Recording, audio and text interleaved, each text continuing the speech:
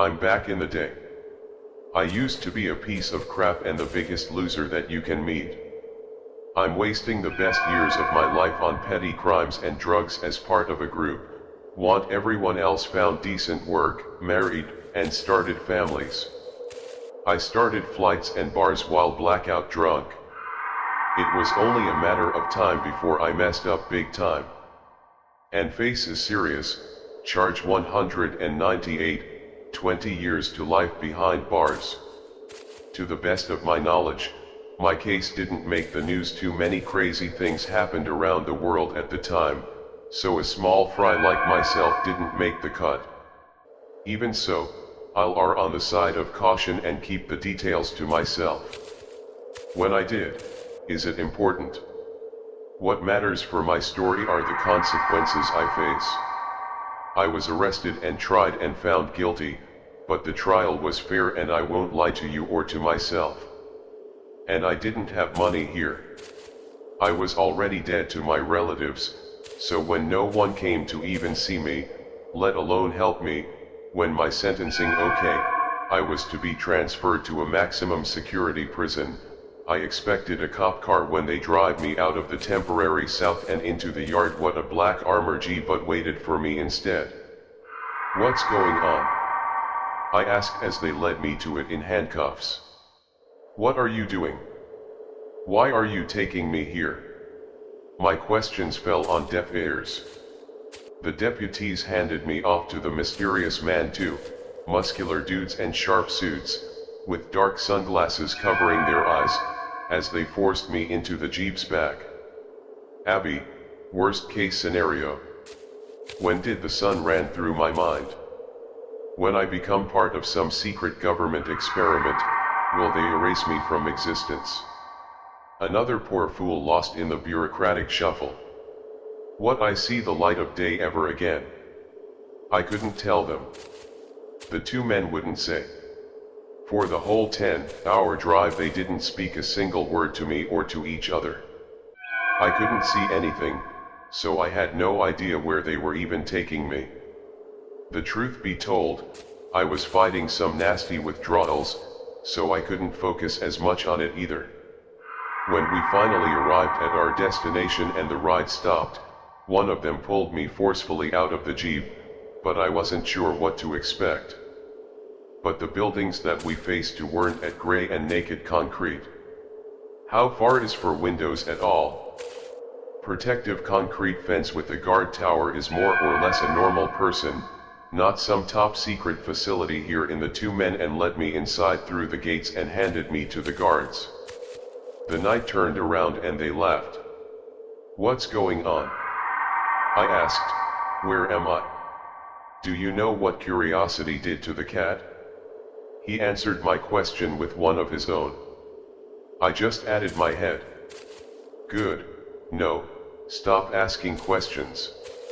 Can you text me inside a small building to be processed, which meant ditching my standard jumpsuit for one of their own, a simple dark gray thing. I thought it was quite thick for a prison and the middle of the desert. The guard, I pulled out a pistol in motion. What's a barrel towards Manhattan?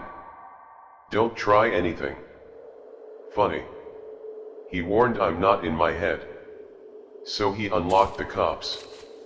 You didn't make me shower before changing it, and he sure is crap. Didn't offer me any privacy here. I need to get buck naked in front of him as he watched me like an eagle. But soon enough I was dressed in a gray jumpsuit. So the guard. I put the handcuffs back around my wrist and took me away. Once more, I'm not in the prison yard. I saw the other inmates, loitering about. Most of them were dark gray jumpsuits is similar to my own, but some wore a bright neon orange that made them stand out like sore thumbs in the crowd. At least we're allowed to get some fresh air. I thought that over there is black, the guard said. Pointing to the closest, it was the tallest among the bunch, but other than that they were pretty. Pray to God and try your best and not to get sent there. And I wanted to ask why, but held back the question as the earlier warning through my mind. The guard noticed, or at least I think you did give me a white grass after 2 moments of silence. I was leading to black ahead through a set of heavy metal doors that led into the ground floor. Inside the building was a strange, not at all what I expected from a modern present. The space was opened with metal stairs and catwalks at crisscross and every which way and cells align in the walls, and I could see the roof of the building clearly. There was nothing that separating the floor is one of those flights of stairs. We went from the ground floor to the first floor and then the second, and find me to be third and last as we ascended, and I couldn't help but notice the strange design of set stairs. They shifted around beneath our stops. They had heavy hinges on at the upper parts, and they even had motors when they connected to the cowboys. I didn't know what to make of it. Home, sweet home, handcuffed me again, this time for good, and gave me a pat on the back before I left. I didn't know what to do, so I stood there, frozen for how long moment, watching the guard. It disappeared. On the stairs, a man was already in the cell, lounging on one of the bunk beds with the door wide open. He shot me a quick "Where's Mason's?" no. I looked to the bunk beds. His Andre lays on the pointed towards them, finally noticing that there were 4 of them. What I really share is cell with the 3 other people. They're outside right now, but they should be back soon. Andre continued it, and you didn't answer me here. Did Liam not give you the breakdown? Who's Liam? I asked the guy. The year laundry, clarified curiosity, killed the cat. Not right now to decide. And yeah, but you better keep your mouth shut, Jackie, boy. You never know who hear you asking one too many questions or whatever I said, waving a hand through the air to dismiss Andre. I was tempted to go outside of it as well, but I did it instead. I lay down feeling dizzy, as a buzzing really kicking my butt, and I knew that they would only get worse for a while, and I tried to sleep for a bit, but I was too restless for that, fidgeting with my hands in a van and attempt to distract myself. A while later, as the sun was setting, 2 more men came to the south. The sounds of their footsteps and remind me to turn in the bed, to lock, though I did so sluggishly as I found my mind to slash you in my head. The first one entered and absolutely, but the second one pulled the door shut and locked it from the inside of the key. Oh, hello there. The first one said, approaching the bond with all, my own name is Christopher, but you can call me Chris, and the other one is, he said with obvious disinterest, Jack, and I introduced myself. Nice to meet you, Jack. Chris said with a white smile. I grunted and rubbed my temples. A feeling at the top of my head was about to blow off, and Chris noticed, so he went closer. And withdrawals, alcohol, and nicotine, all the above and then some. I admitted, now you're in for a rough time. He stayed at the obvious, and I could see that he was getting ready to ask something else, but he didn't get to 100. I'm not the man. Rest, fine, fine. Chris said with a smile, rubbing the back of his head. Try and get some sleep, I'll wake you up. When they served dinner, they mostly kept still. I didn't manage to catch any shut-eye, and I didn't feel particularly hungry, so I didn't join them, and they left me alone in the shower, door unlocked and swan wide open, mind the commotion of everyone gathering up, walking around and talking. But I did my best to shut it all out loud. No, need your strength, and I won't get easier for a while, and I appreciated the gesture, but I couldn't hold the food down. I had a few spoonfuls, but my stomach turns and brought it back up my throat. Mason locked the door again and then went to sleep.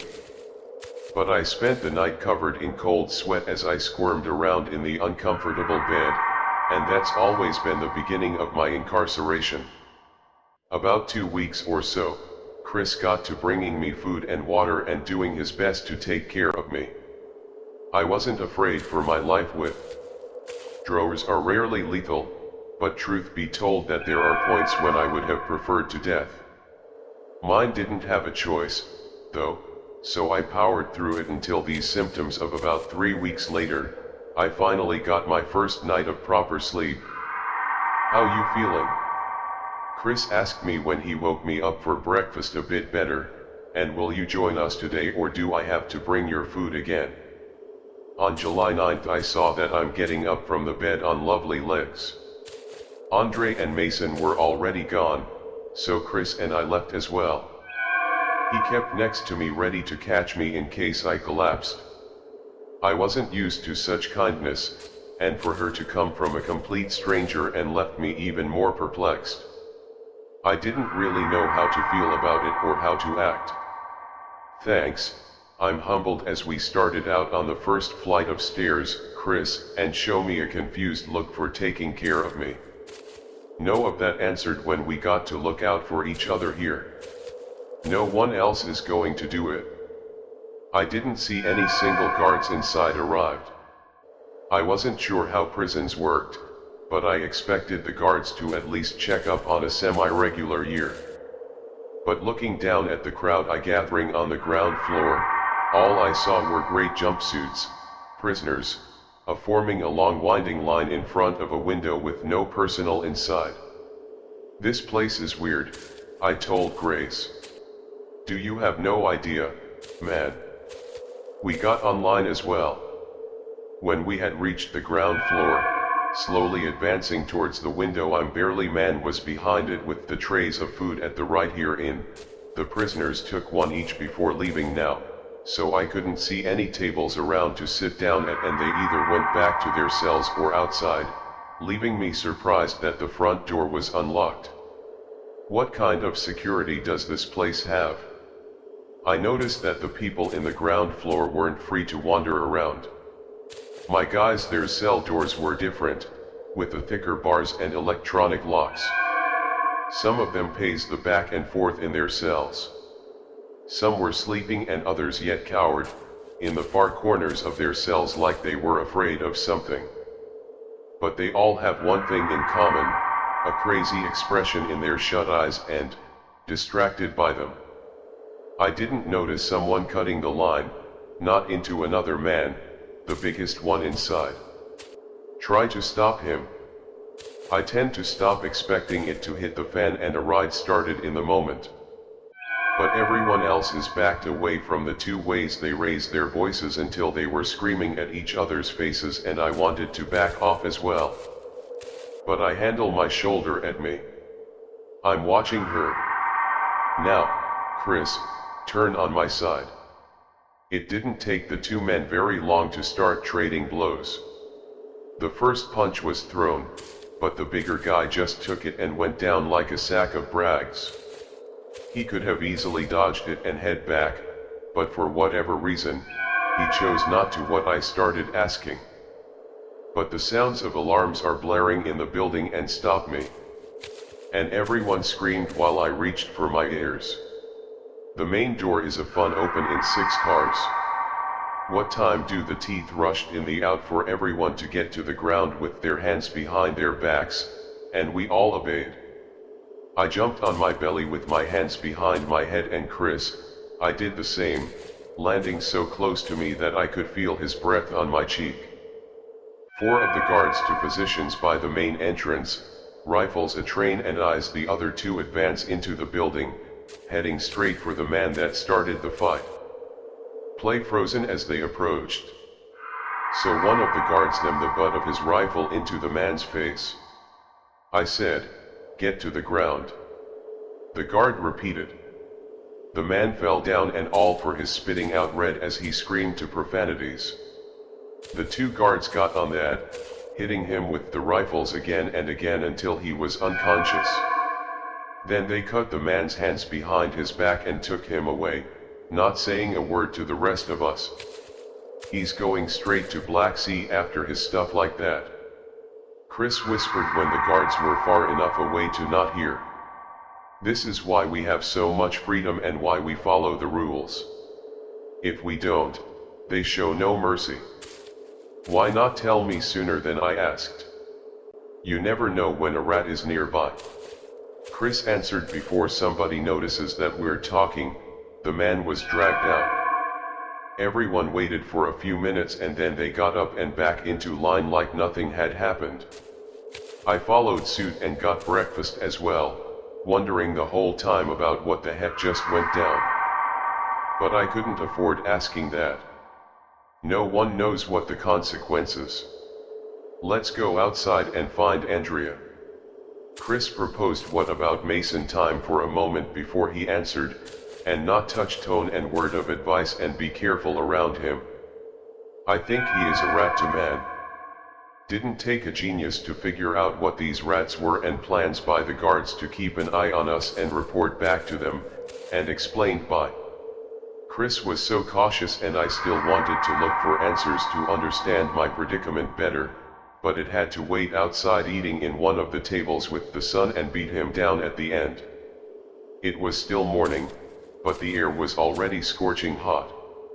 We sat with him and ate in silence, as no one dared to ask about what went down and why was this place so severe, what did they have to hide and how bad was it that they tried to control the spread of information even among the inmates, and I never got to ask, why are you here? Andre spoke up on these. Silence became too much to bear, I told him, but once again, I'll leave out the details in my retelling so far. Is it to say, though, that they were all shocked and surprised when I was done and I asked them to share their stories as well? I ended up running around the father and his two young kids and the mother and put a wheelchair for life, Chris said. And a quiet town. I deserve every moment here, every bad thing coming my way. That was depressing. I didn't want to think about how he felt. I couldn't even begin to imagine him. I heard a lot of people, so I wasn't innocent by any means, but at least the ones that I heard weren't innocent either. They were guys like myself that had it coming. I was married for 15 years, had two beautiful kids and a loving wife, Laura. So I thought one day I'd get a message from a stranger with a short video attached. It was her with another guy and him saying, "Sorry, bro, let me guess you killed." I killed them both. Andre answered without a hint of a grad freaking heck man. I said getting scared by him. At that point I didn't hurt anyone else, kept talking, and after that I drove to the police station and I turned myself in. He seemed proud of his achievement, a bit too proud. We were birds of a feather, I could tell, so under different circumstances I would have loved to cut him down, just whatever my in-laws decided to share, but they can hate me for all I care, with that remorseless remark that made everyone uncomfortable. Our attention, what about you? I asked them. What about me? What did you do to land you in here? Mason dropped his phone into his bowl and mumbled something under his breath. And doesn't matter, he said after a moment, I'm in here now. Boom, boom, crystal it out. You're a bad sport. No matter how much we pass today and you the wrath of even the worst criminals and here the whole. I couldn't see it becoming a problem. This place was too strict for anyone to risk it. All of the prisoners around their best behavior anyways. That's how we live. For a while, the days kept passing and turning into weeks and die slowly, and understanding of how the prison worked too. I still didn't understand all the pieces. I always had them first started, as we were allowed for freedom at all times. We would only see the guards if someone acted stupid. Otherwise they stayed up in. These guard tower has a line in the fans, and we were served 3 meals a day, and it fell on us to bring food to the people on the ground floor. They were the only ones that weren't allowed out of their cells. Me and Chris usually did, most days with some help from other inmates, and now and again I didn't really care about them. Don't get me wrong, I'm not saying to, I just like spending time with Chris. He was the least scary and most agreeable person in there. What else? We can shower whenever as well, and we had clean jumpsuits at our disposal. No one took more than their fair share of anything, yet they would find out really fast and provided us a reminder as well. One guy tried to take food from another guy and the guard stepped in real fast. He didn't get violent, the whole one, so we didn't get sent to Black Sea. Instead he was locked on the ground floor. Most of that I could understand to some degree, but the one thing that was why we were all get the keys to ourselves. Mason and Andre had the 2 copies of ours, but it didn't take me long to notice every other group had keys to their cells as well, except for the guys. I mean ground floor, of course. Every evening, when we would go in for the night, Mason would like to sell from the inside and see what. I'm locked it in the morning. Speaking of Mason and I couldn't get a reading the guy and Chris, I had a friend and I was in good times with Andre antisocial more than anything. Anyways, I was there for about 2 months when I finally started getting some answers. It began like any other evening with us returning into the cell for the night when we got in our beds as a Mason, locked the door. How many till time left at chatter and badger as the sunset in the world outside was plunged in the darkness. The power went out in the prison. The lone light bulb in the cell was snapped out and I heard the other is a complaining right away. And just great Mason said. I heard him fumbling in his bed but I couldn't see what he was up to her play. I rolled to the edge of my own bed and lay down closer to the grass. What's going on? I have to keep in my voice to a whisper. I could explain. He answered, but you won't believe me. You love to see for yourself. And the next moment I like him out in the building, a single red light on the ceiling spinning around to a woman at the cells one by one when I passed by, facing the wall with their pillows out tied around their ears. Everyone to your stations, the guards that you got outside. I jumped on the bed and walked to the window to get a better look. Normally have the other guy had 1 guard in it to make sure that we didn't approach the fans, and now every tower had at least 2 guards rifle shoulder and aimed at the. It came from the other side of the prisoner, from Black Sea to be more precise. The rumbling picked up volume over the course of a few minutes as I waited and anticipation sounding more and more like someone pounding on a pound of screech, pound screech, on and on, with only short pause, all 3 of them making random noises. I should have done the same. I was much but curiosity at me up inside. Whatever was about to go down, I had to see it. So I turned back to the window and kept watching it, and a few moments that I had my back to it. A thick mist. I started spreading outside. It pulled in the yard is swinging, forming whirlpools as it advanced.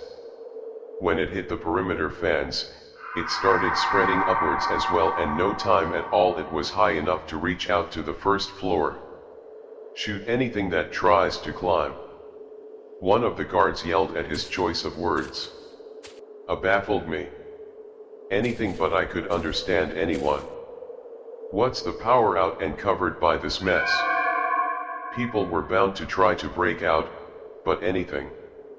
What was that supposed to mean for me? I was about to find out the rumbling invading the courtyard, and I looked at the mist as the scary and got below the window, but I couldn't spot anything. Whoever or whatever made those sounds. I was masked completely. This circled the building and more of them joining the unseen chaos. And then I heard the same pounding on our main door, but it didn't last for long.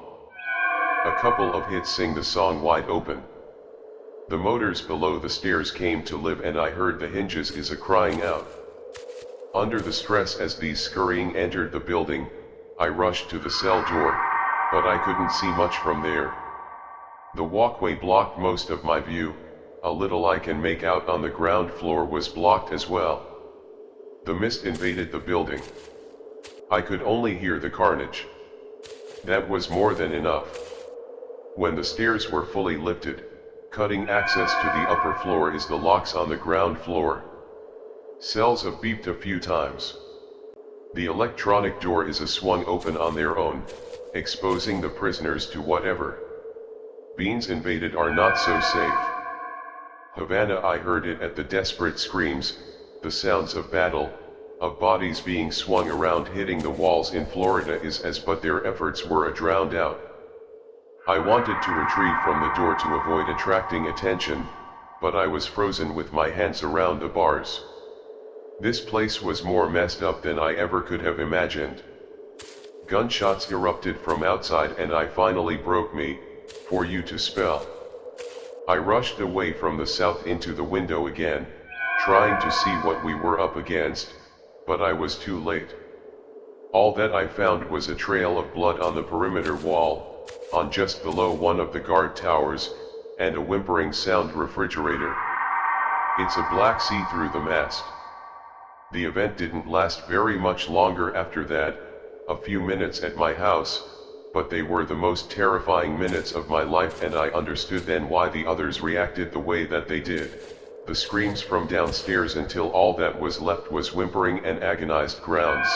The sounds of bodies being dragged away by the same scurry and feet fall over. Some of them were still alive, pleading and crying for their lives. The most of them didn't make a paper. And then silence, fella. It was over the scurry in Wisconsin. Frantic expression on his face. Is it over? He has the tentatively. Yeah, I was filmed in one of these cells. Corners had between my knees, I think. So I answered with hesitation, what the heck, man, Mason, some house, Norway. Andre was still awake. The highway and get some shut-eye, he told me, trying to look cool and collected, but failing miserably here or a heck of a lot of work to do in the morning.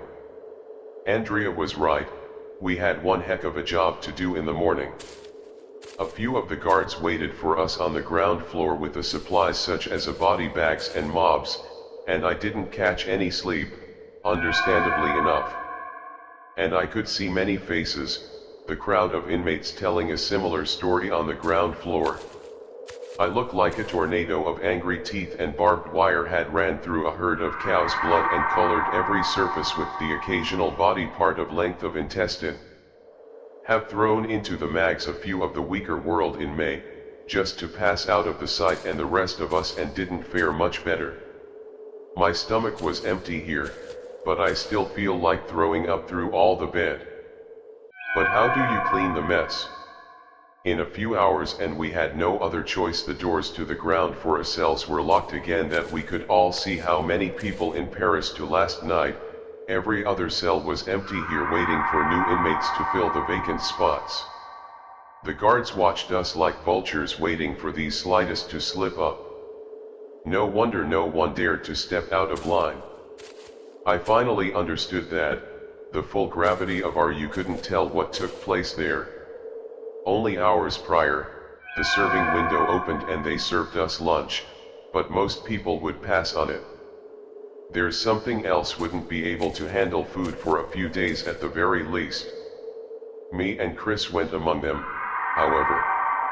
We took our trays and a healthy dose of paranoia. We went outside. The doors were back in their injuries, even the trail of red on the perimeter wall was gone, and they likely are. The inmates in Block B clean up the courtyard. A few other people were outside, so finding seating at a table wasn't tired on, and started eating with a call shot expression, but I was in the mood for getting some answers and not get a better time than that. We were alone, so if we kept our voices low we could talk freely here. What exactly went down last night? I asked. Chris looked up at me and then he batted, and I told her it's one of the guard towers. Mine didn't turn my head, and kitchen set of the garden of the corner of my eye, and it was hard to me details with all looking directly. Bugs under the tables are in our trays. Did I mess up big time? Nah, man, you can keep your mashed potatoes, I don't worry. Chris said, and nonchalantly, something in the guard's hands moved, pointing in a different direction. It was a listening device, after all, and some other time they're on. Answers were hard to come by on this place yet to fight tooth. And now for any more Sullivan information, and Chris was the only person that I fully trusted and he was too afraid to talk. My only option was to gather whatever I go through my own observations, the guards, and monitor this closely for the next few days. And they were much more. Once again, anything and everything could land you there if you so much as looked at someone the wrong way. You had a decent chance of getting screwed over here. Now, 4 of us somehow managed to avoid that fate of things. Calmed down after that and we returned to our previous routine. For more or less, Chris was still in a state of shock jump at everything, and we had trouble getting more than a few sentences out of him on any given day before, but now he went days on end without speaking. I myself was probably not faring any better than that, but it's a hard call to make when you have to analyze your own behavior objectively. Andre was the only one of us unaffected by the ordeal, and he helped me understand what. But it turned out the 2 of them hadn't been there for long either. Chris for less than 6 months, and he had lived through 2 prior blackout of ads making. This one is 3rd. Mason was brought in shortly before me, so it was his 2nd event. Andre, meanwhile, had been locked up there for a few years, so he had seen plenty of them and they didn't get under his skin anymore. I wasn't sure what to make of that information, to be honest, and I didn't care much either, especially about Mesa, and Chris was a pal, sure, but I have no idea how to help him cope in there. It was every man for himself. That's what I tried to tell myself in an effort to keep going anyway. In reality, I couldn't practice it. When Chris stopped to leave you in the cell, I tried to convince him to come outside, even for a little bit. When he stopped eating, I brought him his ration like he had done for me, but it didn't work. Nothing I tried it did. With every passing day he got worse and worse as the deterioration was slow at first, to the point that I didn't even notice it happening in it, but it soon became obvious. He stopped eating out of the blue and it lost a lot of weight, were there, in a way, visibly each day. His eyes, are deep-rooted, as survival instincts carry people through the darkest of times against the most impossible odds, but you rarely hear of the times that it fails. I'm just how brutal it is to see it shattered, it before your eyes come on, man. I played with him. What's the point? I'm serving a lifetime sentence. It's only a matter of time until they send me to the ground floor as well.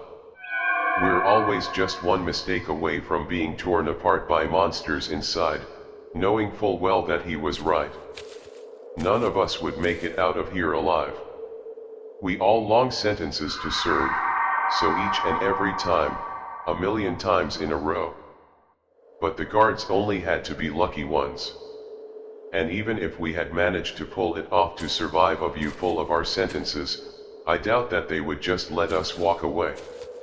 They would pull some BS to get us caught, to keep the truth from getting out, and for people like Chris, reserve the life sentences. There really was no hope left, no matter how vague and distant. After a while I just stopped trying. There was no point in it. I couldn't force a food down his throat. I said managed to hold on myself until I'm not sure how or why. Maybe the full gravity of these situations play the break and, just like Chris Adams, but that was a distant prospect for the time being. In my mind was taken up by his worsening condition. Each day I expected to wake up and find him dead in the bank for all my own. Look at the bright side, Andrea said one evening as we ate dinner in the courtyard. It was just the two of us at the table, and Chris had enough to sell in about a month at that point. And Mason and it stopped hanging out with us, and I didn't try to hide it. I looked up at him with rage, ready to punch his jaw right off his stupid face. But, Andre, I wasn't fazed or much less intimidated. We both knew that even if the guards didn't intervene, I had no chance against him in a fight. And don't lose yourself, Jackie boy. Yet he with that grin again. It's cruel, but it is what it is. You have to hang on to whatever silver linings you granted in here. Chris will die, and so will Mason. Eventually they'll bring in other people, and those will die as well. And I've had about 20 soulmates by now. And if they're all gone, do I feel sorry for them? Yeah, sure, but I won't throw my own life away over there is. Just forget it. I said it, dropping have-eaten burger back in the tray and getting off the... Andrea didn't say anything else, and neither did I want to wait a while. I could still keep my cool and to avoid causing a scene. After I returned my tray, I planned to go back to the south and check if Chris to touch his own food. But I froze at the base of the stairs. Screams came from the third floor, followed by the sounds of the struggle.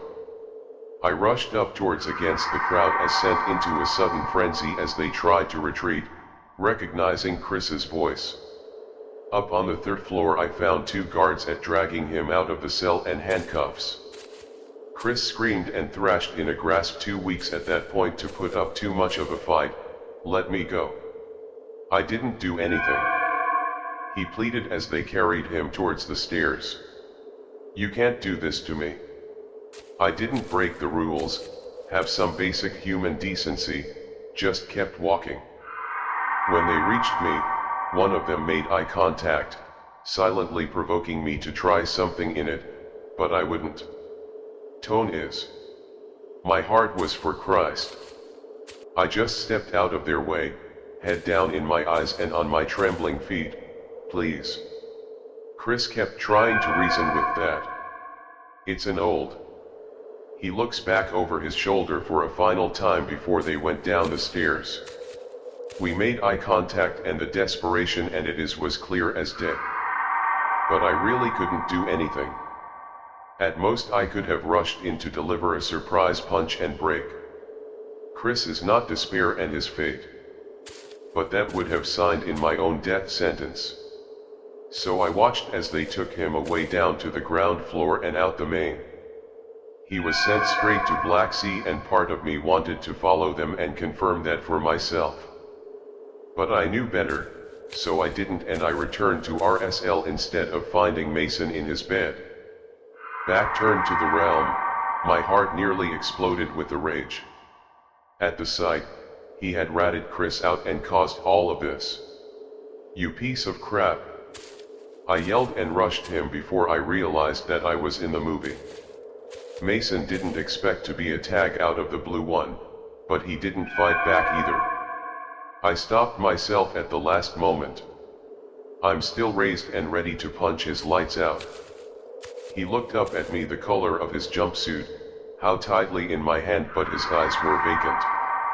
What, he asked. You did that, I said and pointed at the cell door. You freaking rat. You got Chris killed to save your own butt. Mason, cut my hand away weakly here.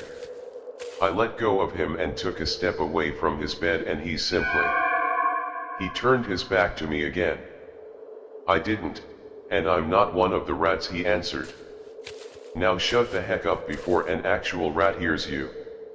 What then? Who? Everything all right? Trouble in paradise.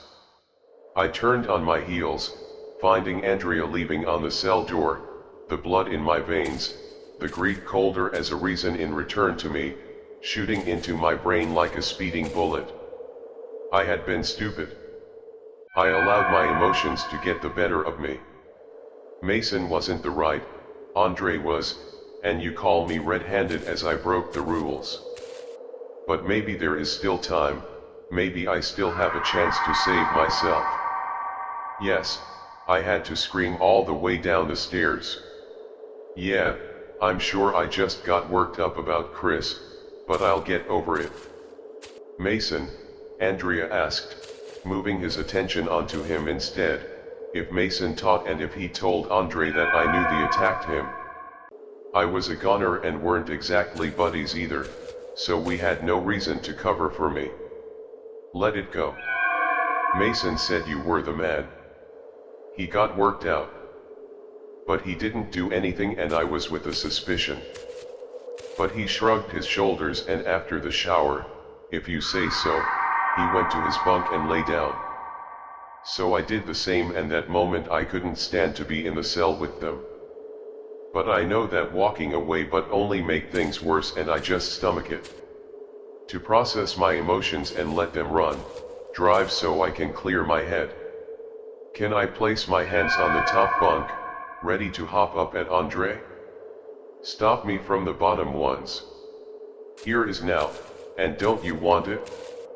Yes, and he was trying to hurt me by that point. No doubt about it, to get a first-hand reaction out of me so we can get me, freaking, killed as well.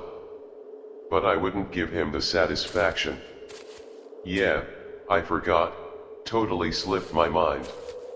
I said, put it on the bottom part of you. I cried myself to sleep like a little baby that night, hot tears that had no business coming out of my eyes. But I managed to keep it in there and nothing happened to me. So I was in the clearer. Andre didn't rat me out for whatever reason, and I had my theories on why all the way. I couldn't confirm that either. He was satisfied with it. Just, Chris, why are you save me for later, who knows? All that I knew for sure were three things. I was saved for the meantime. I couldn't afford to mess up again and I couldn't rely on anyone anymore. I was on my own time, get passing, and I soon found that I had isolated myself as much as everyone else around me and I wasn't a social playfly. Before by any moon's by, I had never been that bad. Most days, the only words coming out of my mouth for the things I gave to the cookie, I need security glass. But somewhere in May it's a came and went to ourselves, none lasting very long.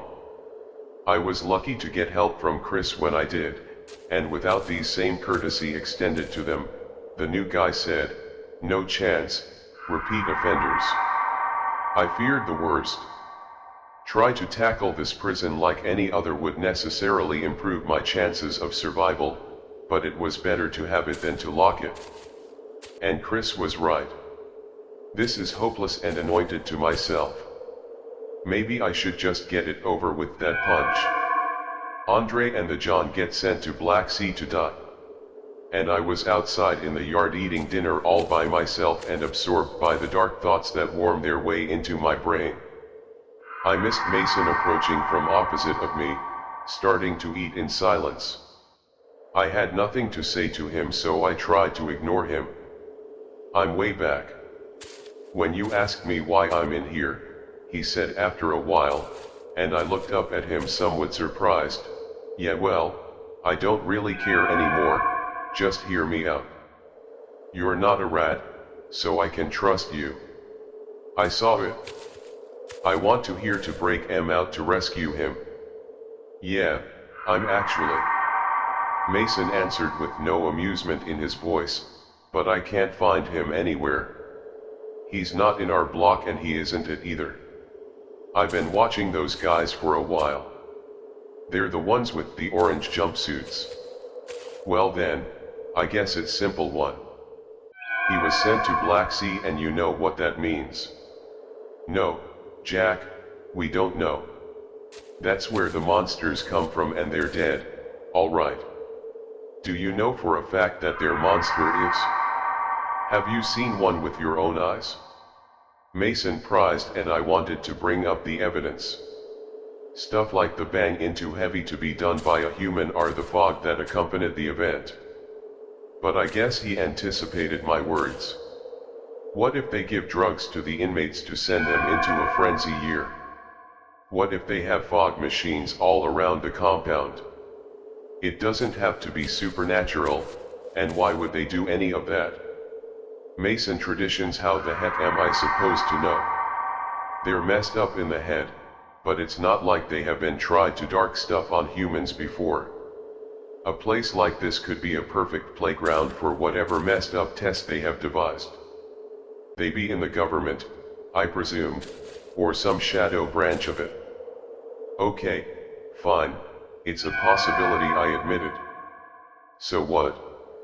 It doesn't change anything if they're inmates high out of their minds instead of monsters. Why even come to me with this? Or due for another black out of bed soon? As I said, do you want to go out there in one? That's a death wish, Mason completed. Maybe on my own, definitely, but not if we were together. I was downstairs for real right now. Andre will write you out, I said when I regained some composure. That's why I need your help. We can get our answers and get rid of Andre at the same time. It's a win-win. I did a quick check of our surroundings, finding few guards in the towers in nearest to us, and the ones that were present were paying any attention. With a blackout event, they wouldn't care about us for a few days. Mason had planned this. Talk out in advance, with or without you, I'm doing it. You said when he knows that I was indecisive. But think about it. This is your chance to pay Andre back, and we'll take them out as well when the time comes. Mason sat and got it from the table to walk away, and I didn't follow him. I needed some time to process all that I had heard. The offer was tempting, but I wasn't ready to go through with that. It was all too sudden. Now I'm all over it until the sunset and getting no closer to making a decision. So I returned to the cell, sent Andre and Mason other box. The latter shot me a question in luck, but I got into my own bunk and turned my back to them. A few more days passed like that, with Mason's player and I'm bouncing around in my head. He didn't pass to me about it, just is shooting me glances. And now and again that went unanswered. We didn't know when exactly the next to blackout. We just knew that it would be any day. Now and when, remind me to come. When the lights went out one evening, I was still unprepared. The Andre reacted like last time, bending his pillow around his head. Mason didn't lose any time the hour. He shot up from his bed and took off towards the cell door. You went around my mind of what would happen if we got caught by. The guards are worthy, but on the other hand, and I wouldn't last forever anyway, I said, and got up to join Mason by the door. He pulled out the key but didn't get to unlock it. What are you two up to? Andrea asked, keeping busy for a bit.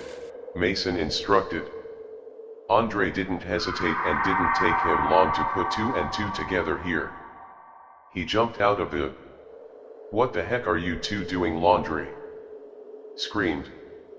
Oh man, screw me here broken, or at least I didn't think so, but I still hurts all over. I spotted the key though, so I went to take it, but, Andre, I'd expected as much. He kicked the thing out of my hand and further into the cellar. You trying to get us killed, is that it? Just as he grabbed onto Mason's play, swiped to Andre's legs and dashed away on all fours as he came, crashing down like a sack of racks on top of Mason. Of course they let out courageous, but Mason caught on, both figuratively and literally. He latched his arms around and his neck and kicked his legs out from under him off, keeping him and down. Get the key on it. I rushed over to the key and grabbed it off the floor. Remind me, even though the position was awkward, you still managed to put a lot of force behind each and every strike. The sounds of banging on blocks these doors and joined the meaty thighs as I got back up to my feet. Let go. Andre screamed, and Mason's here. I was about to go back and unlock the door, but I stopped and stuffed his body here, pulling the jumpsuit over his skin. What's Mason? Around his throat like a scarf? The dude was a monster himself. Give me that. Walking towards me slowly as he tried to pry Mason off. When it didn't work, he grabbed a fistful of Mason's hair and turned his head. And Andrea pulled back at 10 o'clock and had blood in me so hard that he broke his nose. But Mason is still out on unlock. His face was a bloody mess, and when Andre pushed him away he crumpled to the floor like a rag doll. Come on, Jackie, boy, don't be stupid. And they said, wiping Mason's blood off his forehead with the slave. Give me that and I promise that nothing will happen to you.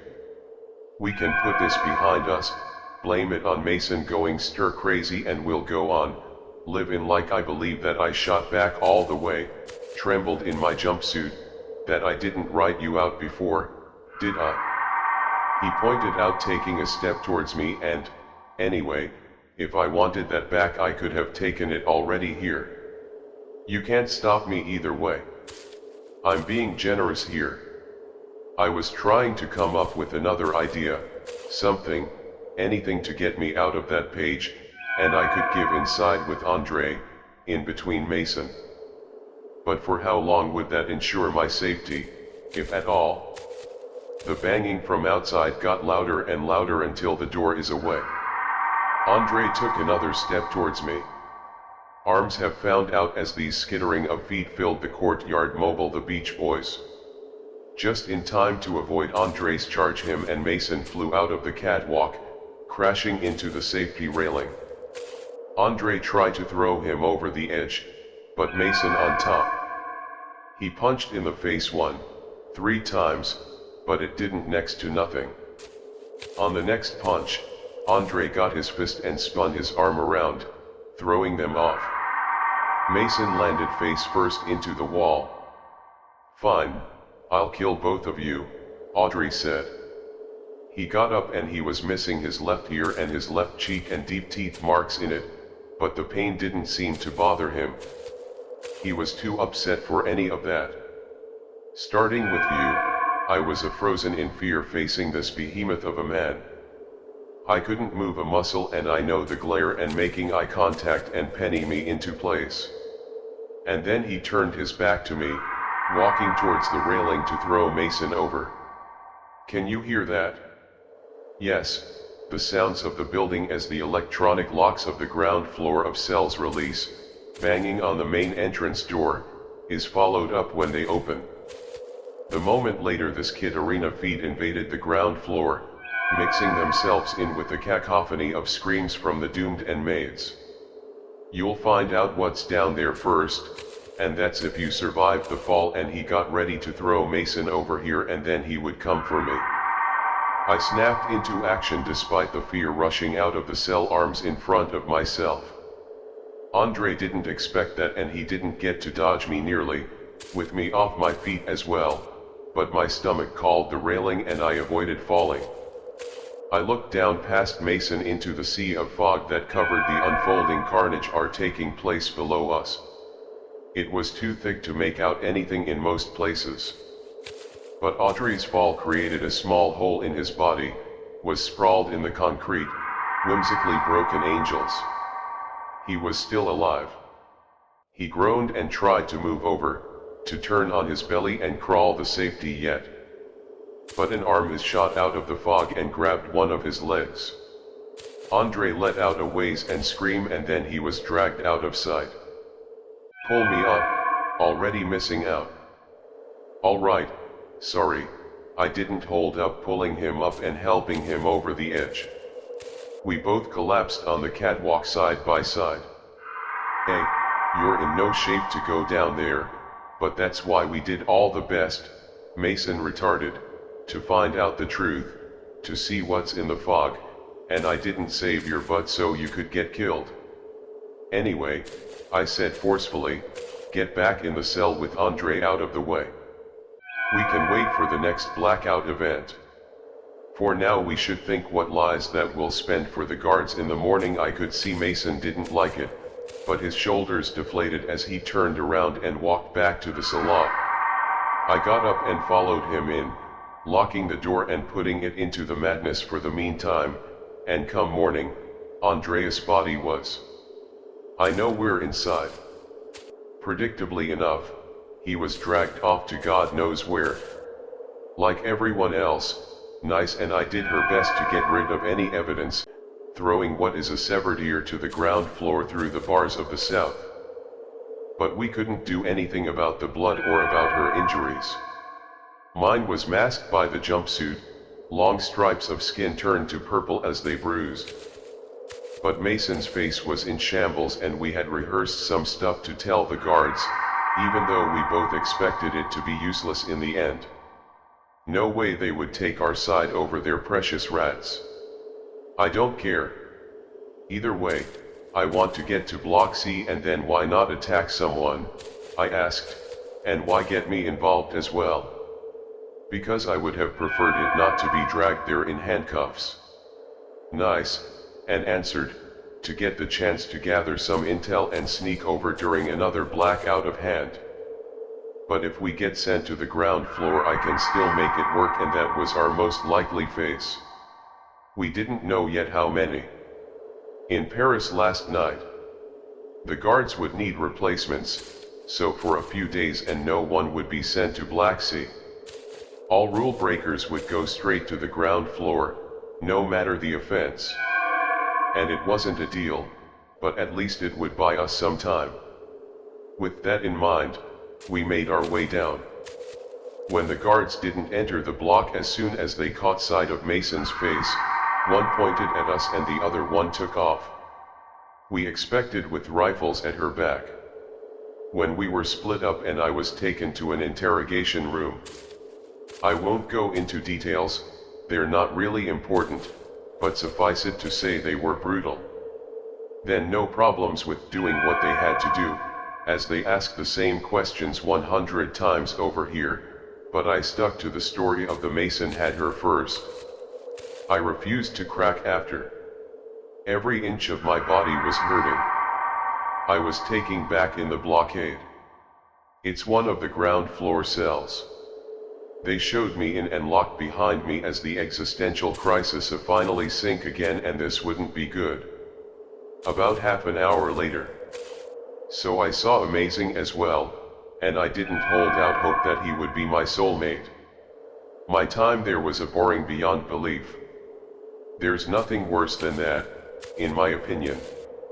I would take the interrogation room treatment over it in a heartbeat. My house for the first few days, but after that I started going off the rails, alternating between catatonic period, it's a rage every day was a what does a diet.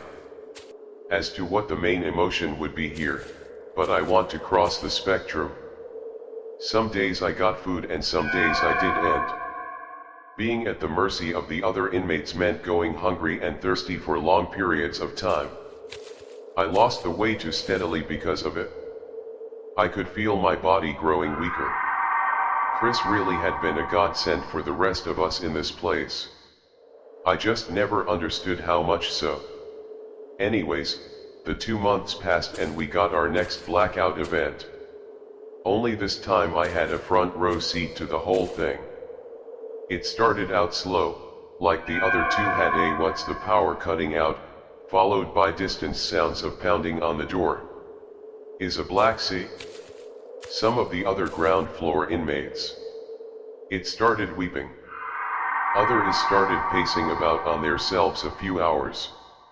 I look across the floor going to plan, and given the largest distance between us we could talk, we would have to yell back and forth, and that was a no-no. Mason stood in front of the cell door, arms crossed as he waited for the electronic lock to release. He seemed ready for some action. When he noticed me staring, he pointed to the main entrance with a finger. A clear signal for me to meet him there. So I started thinking of ways to accomplish that. The pound and grew faster and louder, and these signature missed. The Eventbrite seeped into our building under the door. Black Seed's door is a finally giveaway. And just as the stairs to the upper floors started lifting off the ground, isolating this down there, a myriad of emotions washed it through me all at once, most of them drowned out by the overwhelming fear, a chance adrenaline and the mist I already reached at waist level. I took one final look at Mason, then, at the main entrance, and ready to myself, a lot to myself, be a couple of times in the door opened on its own, banging. I started an hour, so I didn't waste any time. As soon as I can leave the cell, I did so, dashing out, and following the wall to my right and got in it through the middle of the room. Would have been a death wish. I would have missed the main entrance to ran into whatever came through. I had this way. I had a solid point of contact, something to keep me on track and keep me studying it on my way. I passed the other cells and tried to peer inside, but I couldn't see. The master reached over my head at that point, so I couldn't make out my own hand if I reached out my arm. But I heard that the other inmates, loud and clear as they cowered and cried out in fear. Nothing that I can do about it, though I wasn't even sure if I could save myself. I made it to the main entrance before the door opened, so I squatted down next to it and waited with a baby breath, not making as much as a peep, since I figured sun was the only shape. Some low to the ground, never monsters, alright. Keeping the layout of the ground floor in mind, like a map, I tried to guess what was going on based on what I could hear. The monster is a rush, the cells first getting to all of those who have been brave enough to leave and setting off things.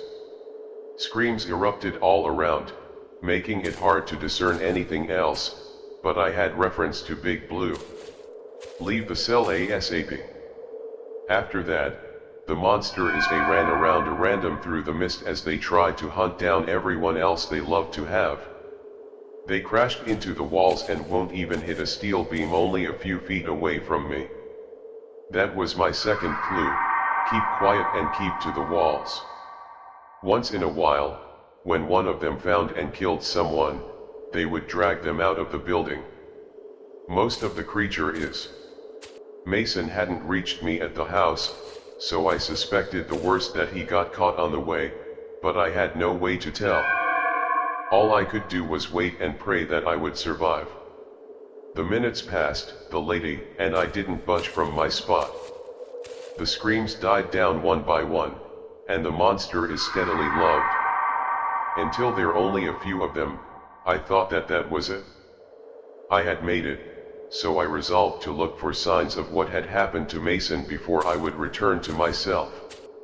Even the best, it started to settle and disappeared, so I was sure that I was in the clearer. And then another monster passed by and the inmate had a lot of a grumbled, groan Mason. I asked a lot of help. The monster paused. I can see through shapes on me like a woman, now yelled and sped up. My body wasn't happy about that. The muscular atrophy and prolonged starvation took their toll on me. But I had to push myself and say Mason, or else I would be on my own. I couldn't catch up to them, but running behind me as it did, it was only a matter of time until the creature had tripped on something before I regained its bearings. I was on top of it. I jumped up and landed on its flat to form, kicking the back of its head, and my toes hurt through the thin sheets and it felt like I struck a slab of concrete. Mason joined in as well, that was kicking it under the chin, with his 3 legs are combined, attacked a little damage. But it wasn't enough to annoy the creature and let out another yelp and released me some blocking a few times to get me off as well, and I landed on my butt in the sand and it took off, running towards a black sea, empty, but nothing life-threatening as far as I could tell. Me that you would tear his jumpsuit to shreds and use it as bandages to stop the bleeding, and so he would be fine 1 hour. I asked him when we got back inside, do we go back to ourselves? Yeah, Mason answered. The doors were closed when the electricity comes back on, and who knows what the guards would do to us if they find us outside airplanes. But we still had a few minutes until then and we wouldn't get another chance to talk. And so talk we did. Mason told me what had happened to him. Apparently he had hesitated, give me the cell right away. When he did, he made a beeline to the main entrance and ended up bumping into someone. The man got scared and attacked him. They fought until the monsters at large Denmark, so he ran around a random to escape them. But the man that pulled it off, he had been insanely lucky. I told him what to do and we quickly devised a plan for the next event. We would do the same thing that I had done, stop in Russia, out into the courtyard. The moment the monsters were all inside, some stragglers were bound and grow outside, but the majority of them would be drawn to the ground floor by the screaming, and once in the clear we would make a break for Black Sea and find out the truth. With our plan made, we returned to ourselves. The electricity came back a little while later. The door is closed. On the road shopping list once again. I didn't know what to expect. But the guys from Black Bee rushing in with rifles, play orange jumpsuits. It wasn't that. They did a quick sweep of the ground floor, finding a single man with a broken legs and crawling around, so they took him out without hesitation. More clear, one of them declared after that they left not speaking a single word. To the rest of us who would survive the stairs, a word to life and drop back down to the ground signal. In the end of the end, come morning I was left with even more of them to mull over for the next couple of months. What was the deal with the monster is? Where did they come from? What about the guys from Black Bee? And, most importantly, what would he even accomplish if we made it to Black Sea? We would say she had her curiosity, sure, but we would likely die in the process. There was no doubt about it, and I knew Mason realized as much. But then again, what else was there for us? Doing this or not, this goal will give us something to work towards and to look forward to, something to keep us grounded and sane. It allowed us to retain a measure of control over our lives in this. Otherwise, I hope this place. So we would try and we would die, but at least it would be our choice. Any other inmates came down from themselves to clean up the mess that I could see. The terror on their faces clear as day when faced with how many people in paradise, and all of them new to, while they sit, a good chance to take their places. And that's what happened over the course of the next few days of the ground floor styles of filled it up one by one. I won't go into detail about the following 2 months. They were born and I don't really want to make them entertaining for you. It was more of the same, a repeat of my first, and bored out of my mind, hungry and thirsty most days, and so on and so forth. This time I tried to somewhat keep in shape by doing some limited workouts, but the nutritional deficit, it didn't make it easy, and it's hard to retain muscle mass when you don't eat and your body decides to cannibalize itself for protein or whatever. But they passed and does initial survivors, and they rushed past me into the building. I waited for all of the monsters to pass me, tensing up for a speedy getaway. "Mason, you there?" and I asked in a hushed voice. "Yeah, understood." By side, keeping close to one another at all times out in the courtyard Mason took the lead and guided me towards the Black Sea. As screams filled the building that we left behind, we heard more footsteps. It was a mess, but, Nana, we're in our direct path. Most of the rush towards a block or the perimeter wall with the guards at the tower is they gun them down. When I tried to climb almost there, nice, and assured me all out of breath, I wasn't any better. Myself, though, turned on the verge of hyperventilating my lungs out and throwing up, before it curling up into a ball to die of exhaustion. Never in my life that I've been that weak, and I'll do anything to avoid it being like that again. But we made it after a couple of minutes, finding the door is wide open. It was the closest that we never got into Black Sea, right up against it, so I took a moment to observe a test. We called her brother still and had some windows on at the upper floors, but we had never seen anyone behind the bars. Are you sure about this? I asked Mason. Yeah, what will you check it out? No chance, let's go. We entered the building side by side at trampoline with both feet, and anticipation light emanated from inside, filtered by the milky fog, but it didn't come from the ceiling or the emergency lights that came on everywhere else. It came from the floor, from the middle of the building. I started, but somebody stopped me here. What are you two doing here? We turned, bumping into each other, finding a man in the doorway behind us, the orange juice. So that could have been because of the high-power flashlight to mount it on his rifle. Mason turned ready to bolt as I thought of what to say. But the man? No comma. Those things are bound to return with the fresh kills at any moment. Now, when we looked at each other and both completely blown away by the turn of events, 1 hour trying to make a break for it, despite the warning, get shot in the back when we were both ready to die. But not like this, not with all its courtyard in towards the tables. A few monsters approached us on the way here, but he shot them down in the rifle proved effective. And when we had reached the tables, he sat down and placed the rifle in his lap, and then he thought, better of it, no other shoot. He asked me more or less. I answered I'm great, he's sad. And tossed the rifle to me, keep watching. He was awfully unfazed and trusting.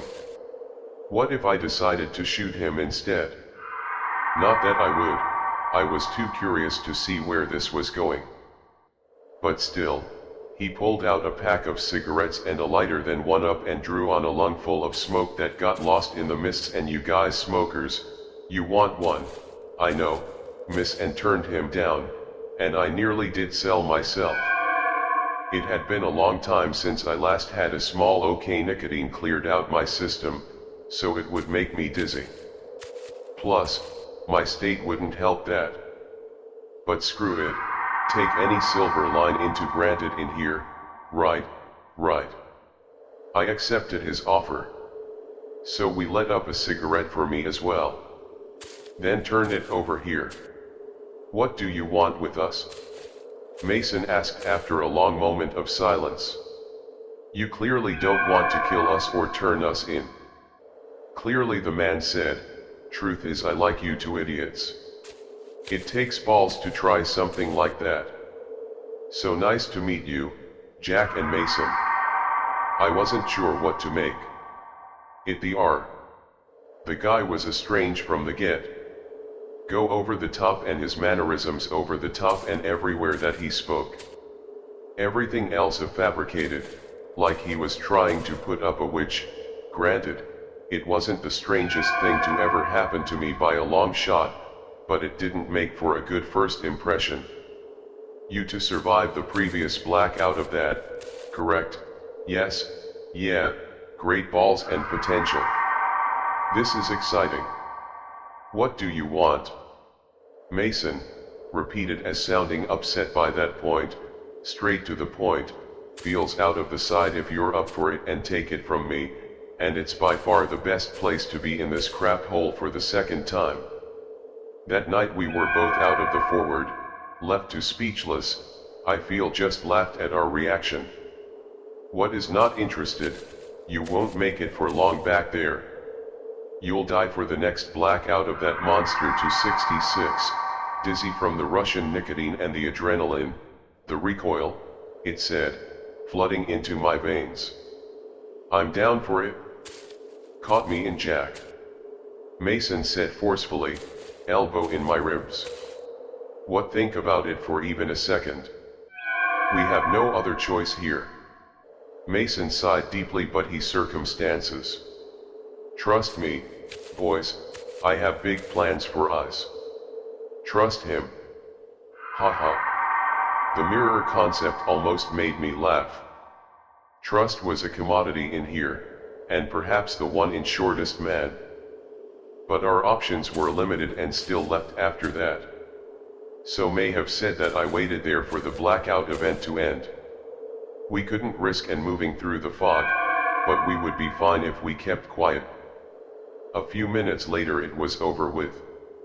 So we returned the block, though we were desensitized to it by now. We just parted and returned to ourselves without speaking. In other words, to each other there was nothing left to say. The rest of it went like last time electricity came back on the cell door. Is that closed on the road? The guys from Black Bee came in to sweep the area and check for a survivor. Is this time I spotted my mind was too busy running in circles at all the possibilities. Reinvigorated by the hope coursing through me, I was so sure we had died, that I didn't care. I had abandoned my sense of a self-preservation. But now I said a chance. And to my surprise, one of them. I brought me food and water. He passed the stuff to me between the bars along with a message, Theo sends his regards and to reply period, add food. So I wouldn't complain. He gave me some too, probably along with at the same message, and I do forward. We didn't go hungry anymore. Theo's rat brought us breakfast, lunch and dinner. And let me tell you this, you all might take it for granted but you've got no idea how big of a positive impact having a full belly has on your mental health. And we were still connected. Don't get me wrong, but regaining some of the privileges show me lost. It was amazing, and if he brought me to tears it might sound dark in an awareness of whys, but it's the truth. Now I recovered slowly, but I didn't take it easy for long. After a week or two to allow my body to bounce back, I started training the best I could push-ups. I set up a jumping jacks, anything and everything to keep in shape, like the old Amanda. Across the floor I could see Mason doing the same. Time passed like that and soon enough another month had gone by. One day, and when the rain came with her food, I stopped and for chatter, many word from the hour I asked, he told me to tell you this in case you start asking questions. Have some patience. The gear is it turned slowly and got it. More time passed and we still married to the next blackout event. I had patience and not like I was starting to get worried. What is Theo, get it done before it hit. Would we have to survive another one? Did it even matter? Though. We pulled it off twice, so I was confident that we could do it again now that we know what we were doing, but still like play had a huge part in it and ours could run out at any moment. At the 2-month mark, the average returned with a final message one more time to convince. I could see him flinch in anger and frustration, but it couldn't be helped. We signed ourselves up, so now we had to face the music and hope for the best. A few days later, that's precisely what we ended up doing, the block of the cells, of the walls, and met up near me. My plan was to take our chances in the yard. So we waited for the monsters to come in as soon as the last one had passed us and we didn't hear any other as we took off. But this time we had a nasty surprise. Theo and 2 other orange jumpsuits waited, their rifles pointed his eyes. Was this a betrayal? Why, boys, you'll have to weather the storm in there this time. Feel that power out here. It's too easy. Mason grumbled with Theo, interrupted him. He let out a shot with the rifle into the ceiling. Predictably enough, that sent all the monsters in a frenzy and come in our way. Mason can't stop and raised his face. But I kept a little harder and we had to move real quick. We couldn't waste time arguing, so I grabbed his arm and pulled him away behind us. We had to get higher up to find safety. The ground floor was a literal killing floor and we can last longer head. Luckily we got someone back into shape, so it should have been doable.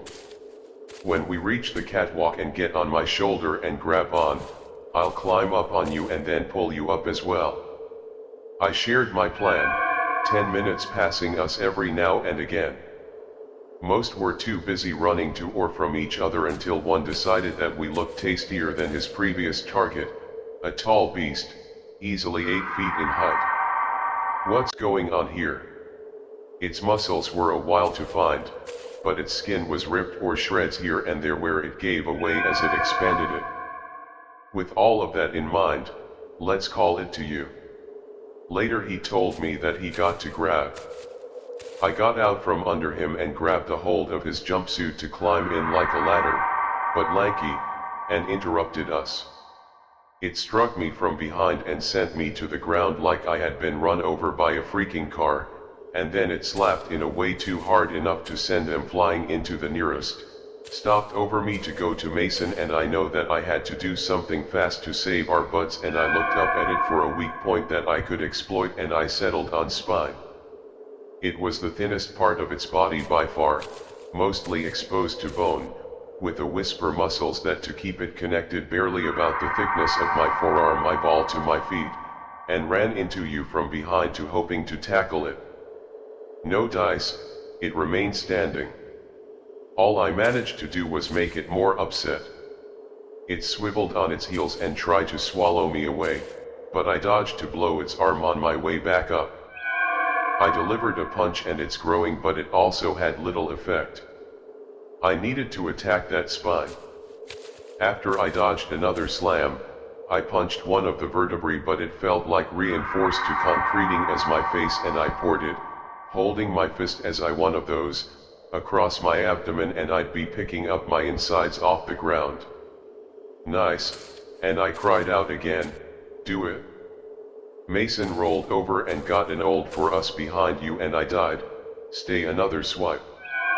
And went in and, pushing into it and, using the momentum of its attack in my favorites backwards, his legs, snagged on my son, and to top it over on its back, even though I could tell that it was difficult for him, who knew how many bones he had broken from that one had.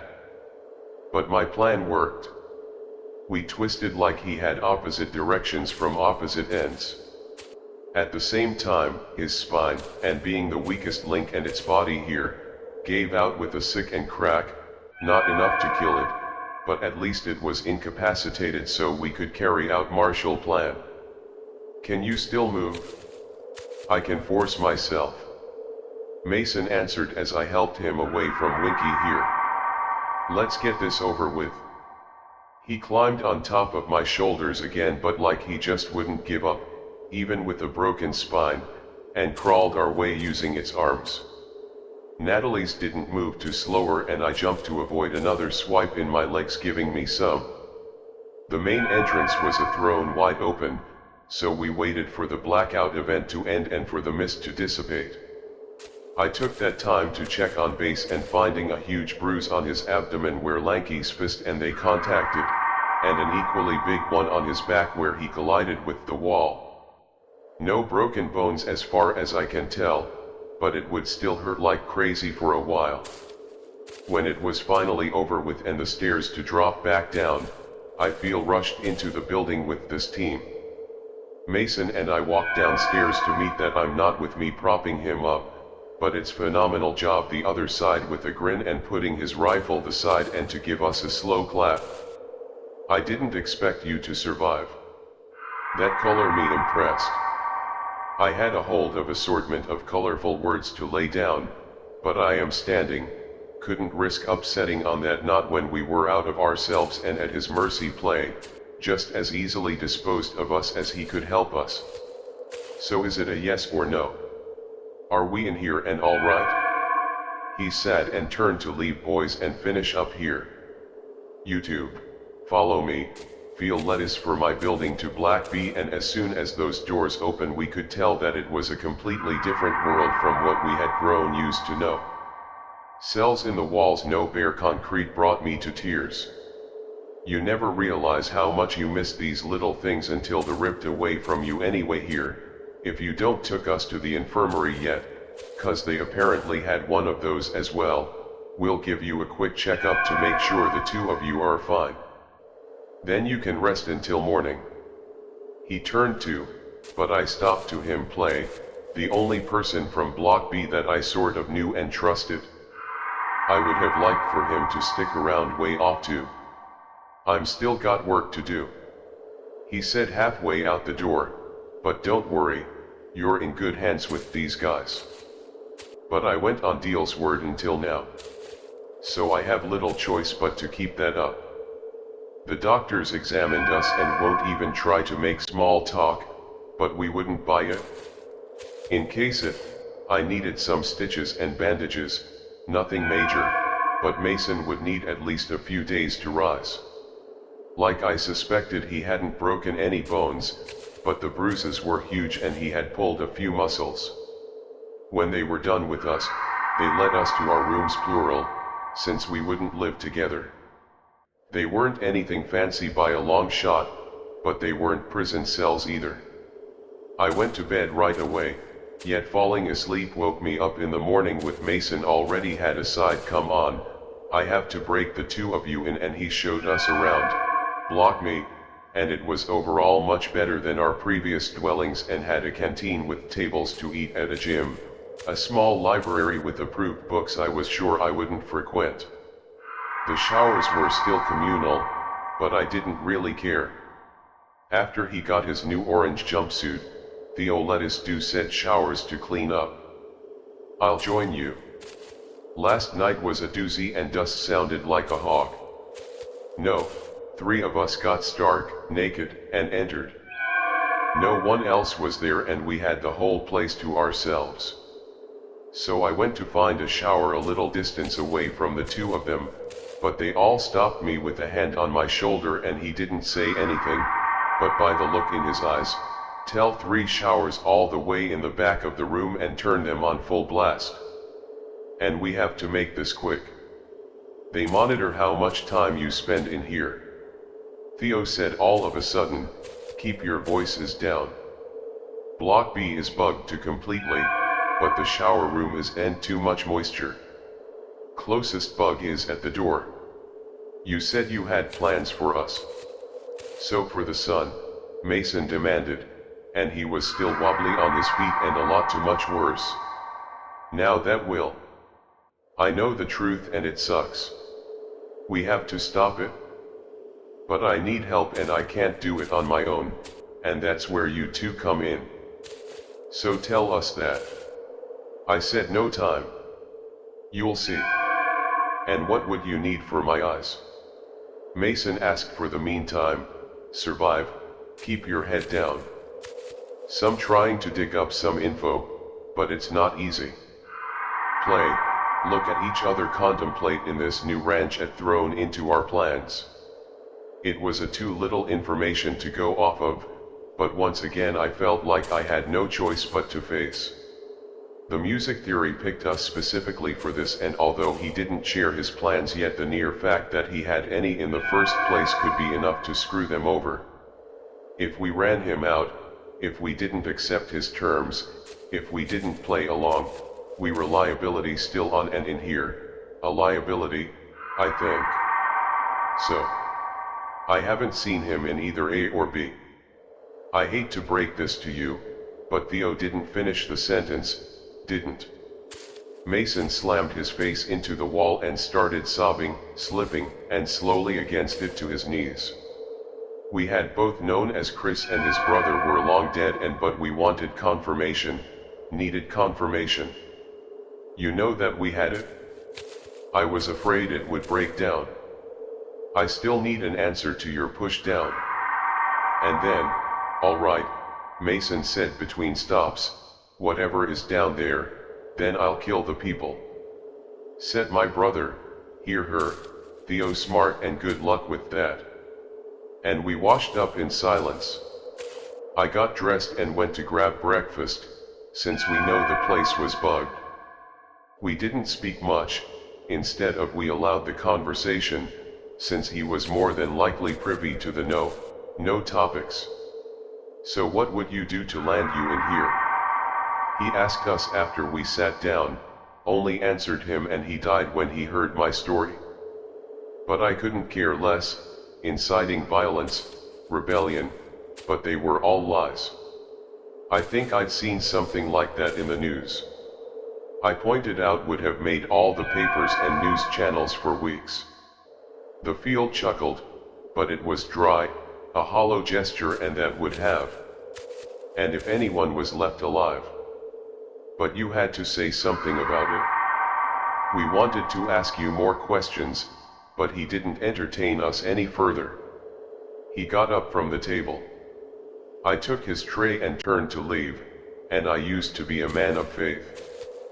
But after all that, and after I got in here, after I saw what lurks in Block City, I couldn't. The only God is the thing down there, and it wants us all dead. Well, that's ominous. You'll see for yourself when the time comes. He left us after that, and I'll admit he really made me do her plan. Who the heck just drops those kind of bombshells and others? So casually we were up against the God. I hated to be that guy, but I started thinking that maybe whoever ran the show was right. Then maybe keeping it contained out here, away from everyone and everything, was the right call. It's the freaking US Army couldn't kill it. What could us three stooges do besides making it worse? But I got my mouth shut, of course, didn't say a word to anyone about my doubts. If things went south, I could always jump ship and side with whoever I thought was right, and it'd take Mason and I allowed to get used to this new lifestyle. All of a sudden we had a lot more options and freedom at a disposal, but we didn't know what to do with it anymore. I took after the other is hidden in the gym most days to get in shape for whatever does. He frequented the library as well. My best guess is that escape is not. There was one thing that didn't change over here, the way to the anticipation. Living in 2 months intervals between events, and we hadn't talked too much to feel by the time the next one had only enough to know what roles we were supposed to play. Apparently we wouldn't be getting any guns just yet. For the meantime, picking up any stragglers. Then they would ask her to surround to tidy up the mess and take care of the bodies. And we passed a few events like that at 3:04, I think, and I'm sorry I just skipped through such a long portion of time, but it really nothing interesting happened. Well, nothing more interesting than what came before.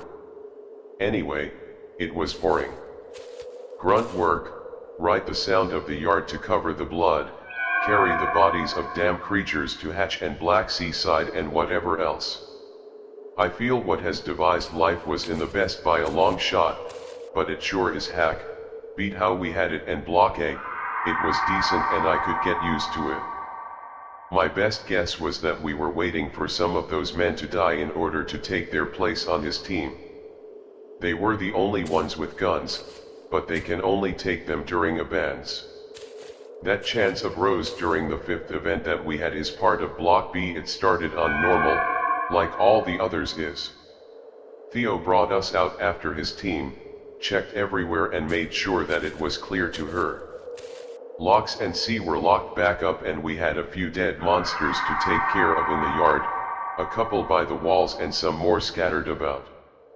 The standard procedure was to chop them up into manageable pieces with hand saws, since the hats that we dropped them down into wasn't large enough to, so we did this time as well. He got to work on the legs and, leaving me with the arms and head of the creature, had one, which this one didn't end. It was around with a gaping mouth filled with the broken ribs that looked like he'd only to one of its knees, and the thing shuddered again, something that happened from time to time. They would play dead to fool us. A Theo and Call was supposed to double tap all of them just to make sure, and around you did have 2 holes in it. But like, how do you take something out without a brain? I didn't get to warn Mason or Call for the hour as soon as I saw a skin rowdy shut up and pushed me away. Hey, Google, let's get out of here. There is no point in us fighting. That's not what we were there for her. We had to run away and survive. The guy that ran off with you and the others, and they would scream. I turned my head around as I bolted, finding the mat halfway down around his gullet as well, and get down into him, finishing him off his feet, twitching for a moment before life had left him round. He's bad. I would have been, I don't know, but we have to. We have to come up with something. How the heck did I end up as the brains of this operation, and, more importantly here, what the heck did we even do this? Two guys that rifles, and they did the little girl. We only had bone sauce for pizza. I lifted mine as I ran. I'm looking at these small, sharp teeth lining it. It cut the lambs. What cut the lambs? I repeated, and you're crazy. Well, if you have a better idea, let me hear it. Mason showed me a glance and stopped arguing. The better idea would have been to keep running, but Randy was faster than us by the looks of it. Help was maybe a minute away tops, and we both do that. We could escape it for that long. How do we do this? Mason asked. Split up, it'll follow one of us till the other one. It opened its mouth wide enough for me to see the top of its head that it just swallowed in jammed. I dashed away as well. I'm getting loaded the ground and tackling its legs. Randy collapsed and next to me in the restaurant still trying to get his teeth into me legs. I screamed. Mason jumped and struck with the song on his way down and got around in the pit of a skin. So it wasn't a bad idea. But I saw an opportunity and decided to see that I let it get on all fours and then kicked his wounded knee with all my strength. It was enough to break it completely and render it useless. Slower but all around body like a dog on 3 feet. Mason and I split up a guy, but it took after me once again. Not good, since I only saw that and take it and hurry. I screamed at Mason, throwing the saw behind me, over my head, and I landed in the sand for missing to take you around some more. And when I decided I bought a Mason enough time, I turned to face it again. This time I couldn't trip it or get away between its feet. It was too low to the ground for that, so instead I vaulted over it hoping to make it behind around here, but it buckled and got up halfway through the job, and still in the air, I ended up on its back. It screamed and I screamed. I'm pretty sure Mason did as well. With my feet right beside its mouth, around he turned and Maddie from side to side spinning in place as to try to catch them. I have never been to a rodeo and I didn't even ridden a horse let alone, but I was pretty sure this was close to the genuine thing. Mason, do something, and get it down somehow. Yes, if I didn't figure that much out myself, and I was growing dizzy and slowly slipping off with and nothing to hold on to, but that was my only chance. I couldn't do anything while straddling Roundy, so I pushed myself off and, still in the air, shot a foot at its other leg. Rowdy lost its footing in shot, off again proved by his hand, and landed in the sandlot forest, is still screeching Mason, and so did I and all 4 of his. He struck around you and it's a leg, missing the knee, but this time. But I was right behind him to help add some damage. Mason, let go of the song dog, and I voted over him landing on the saw with both feet, and it didn't go through the bone, but it was enough to break it and play the lamb useless. Okay, let's go. I grabbed a Mason's end and took off towards the Theo and Call Rodney could follow us all that. He wanted it with only its hands to use for crawling. It wouldn't catch up and we led it to the firing squad 59, side by side with the rifles, and get to the ground. We jumped on our bellies. They let loose all they had empty in their clips and turning Roundy to shreds. Brainer, no brainer. It couldn't survive as so many holes. Thank God I started turning the way back to face these guys. I caught my breath. What the heck happened? Theo would ask us, and we gave him the breakdown. I told him that he was too much, and then we went back to our duties, such as things when we retrieved ourselves and we butchered what was left of around it to get rid of it. And, yeah, we found the heads and its stomach, but those had to go as well. Anyways, we continued without other incidents and wanted to hit the showers when we were done, you know, to clean all the mess off of us, but still stopped and had to wait for everyone else to go first so we would have the place to ourselves. "What is it?" I asked him after we turned in the showers and got under the change. "So you don't actually know what's in there? You said you've been to Black Sea." I pointed out to Block C. "Yeah," the answer, "but not down into the caves. No one's answered them in decades. Most grew eyes indeed feel great. But we got this far. We have to try. I have a few more guys on our side at 7 of us in total. I'll get the maps and wait for another blackout event and we'll go down there while the monsters are topside." And that was it for our talk. No more time for anything else. We had to finish and get out before anyone suspected anything. Lots of questions were left unanswered and I didn't like that, but I couldn't do anything about it. All I could do was hope that it would all be worth it in the end. Boring parts, but we got accepted at the... Theo broke the news to us a week later and nothing really changed. We didn't get special treatment or training, not even keys to the weapons locker. Theo would hand those out while the blackout events were going down. We got a few of those as part of the Austin. The Mason and I stuck together and watched each other's backs. Maybe someday in the future I'll tell you some of those tales, assuming that I'll survive for that long. For now, though, I'll skip them. They're not relevant or even exciting.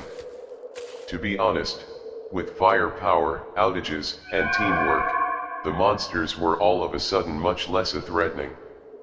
The time went by and shortly after the 2-year anniversary of my incarceration, I feel finally got what he waited for, her also short attention. I spent 2 years and a handful of months in there, but, sue me, close enough, not any way to the field, didn't show any of us the maps. I couldn't risk of bringing them out to bringing us to his room. He just assured us that he had memorized them and that he would be the last of us to die. What if you're not the whole? What if you die first? I took a job at him. Well then, I guess you're all screwed. Either way, if the monsters take me down, you don't stand a chance. The events weren't at clockwork precise by any means. It wasn't 2 months on the dot, but we experienced discrepancies of only a few days and most up to that point and caught us off guard and it's kind of scrambling.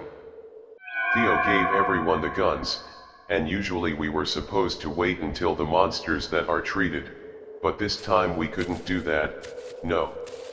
We had to go out in the thick of it and secure Black Sea under the cover of the mist. That was the first part of the plan and the one that I liked the least. The 7 of us who were in on it at 10 stopped waiting for Theo's signal. Roll out the others, who are numbered us 2 to 1, by the way. We're confused as a Theo threw up in the main doors of Black B. What are you? One of them started complaining. Theo brought up his rifle and just shot the guy. Yeah, that's why I didn't like this part, even though I understand that the logic behind it had to be dispatched. The bang and the sound of the body hit in the floor is sent us all into a frenzy here somewhere and others screamed, a handful, raised the rifles to retaliate against the settlement trail. We ran out that door and into the mist with gunfire at her box. That was bad whenever I was only made it a few steps into the courtyard before a bullet through his chest. So we already done a man before the operation proper even began and keep running a deal, screamed. And so we did, crazy as we were. None of us were crazy enough to stop. We made it to Black Sea, shouldn't behind us every now and again and wasting precious ammo. The others made it inside. So feel on. I pulled the doors closed behind us and locked us in there. He opened his jumpsuit to retrieve and I saw a square block wrapped in paper, tied around his torso, plastic explosives. Hey, what the heck? I yelled. Taking a step back home, what these the Ozeta jumpsuit with the rest of the way and turning to face the other is you didn't think we would manage to kill whatever is down there with rifles. I told each and every one of you this is a death mission. Some of the others, I dragged their feet at the unexpected turn in the plan. The Mason approached to Theo instead of the side with the heavy side. I did the same. He was right from the very beginning that we would die and we had accepted that fact. Along with his offer I wouldn't back out and anyways, I needed to be down there to hopefully put an end to this if I needed to. I'm a scumbag. I always was and always will be here, but I won't put my head of the fate of humanity. Whoever doesn't want to follow Natalie's bias sometime feels sad and took off. We followed him further into the building and into the thickness that wouldn't let us see for more than a few feet in any direction. Just like last time, I light from deeper within and made all of the shine and I had my heart and my throat as I waited to see you what exactly it was. The ground beneath our feet turned as soft and squishy at some point. So I looked down flashing and shift play Anastasia Rivera overtaking the concrete. What the heck, I complained. Yeah, I better get used to it. Feels like that the whole way down and disgusting it. Amazing. Commented on the matter as well. The ground slowed to steadily at first and then more roughly some 10 feet later. So as we had reached the center of the room and turned into a bed, Mason nearly walked right into it. Can I shop for it and grab the hold of his jumpsuit? That's the entrance. Phil pointed out, the obvious, awesome. No, how do we get down there without breaking or not? His son is rifle around on his back and got down on all fours. The tips of his fingers probed the flash, pushing into it and tearing it apart. I expected a blood or something, I'm not sure, but nothing like that came out above us. Amazing. Hesitated for a moment. Why you going to chicken out? I asked him. He shook the shell-shocked expression off and followed without a word. I was sure that this was painful for him to see you hack his brother was likely a part of it, but it couldn't be helped and we were on the final stretch and we just sent it for what it felt like hours, though it was only minutes. What's the weather in building up on my lungs the more that I breathe today, and we had to move fast. Solid ground, I feel, let us know from below. Well, more or less, I reached him first and stopped to get my breath as we waited for Mason did all that tiring, but the oxygen levels likely plummeted because of the mess and I got on my hunches, hands on my house and came face to face with wildlife. A face, a human face, eyes closed, mouth of the game, bobbing from side to side is a lot of aloha strands of light and that pops a mist and left its throat every now and again rising and dissipating as a mixed in with the rise, and I wanted to puke right then, and there I was breathing and stuff in what the heck Phil said it out of the blue. I moved to find him face to face with another face. The word face will lose all of its meaning by the end of this. I'm sure of it. Masonry the ground as well. Then stepped right into a phase 2, and then we found another one and another one, dozens of the line in the floor and walls, and we didn't say anything about it. None of us had anywhere that's above us on the ground floor and the sounds of gunshots, some barely visible contours, while others still have necks and even torsos no more alive anymore by the looks of it, just reanimated by whatever the heck this place was. You know, I've been thinking, Phil mumbled at some point. Don't play coy, tell me about what, or shut the heck up. At first I tried to hold on to it. When I survived at 6 events back to back in the ground floor, I thought it could be nothing else but divine intervention. What are you getting at?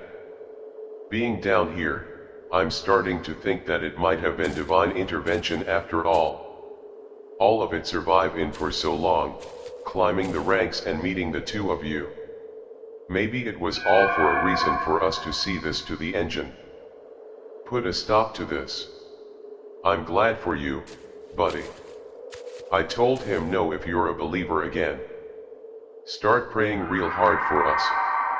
We'll need all the divine intervention that we can get. I've been finding God throughout this entire experience. Mason fined in from the back with what I assumed was a job. Yeah, well, let's hurry up. Those doors will only hold for so long and I don't want to be alive when they give. Let's feel great and pick up the pace. We couldn't exactly run or even jog, but we hurried as fast as we could. The caves got narrower and I asked, "Monster, a queen of swords? And that's what I have to use for?" Phil said and patted his impromptu bombast. "If it's a monster queen, I'll start the timer and let it swallow me. And then, what the heck are we here for her niece? And ask backup snacks for, with those 3 guys still alive, what about the others? And what about the monsters? No, speaking of explosives and backup snacks, it might be a better idea to split them up. But just in case you're sad," he opened his jumpsuit fully and pulled out a few blocks free, handing them to us and careful with them. "They're not C4, if you trip and fall your toes and keep them," I said. I shove it in the back. And then I said be careful.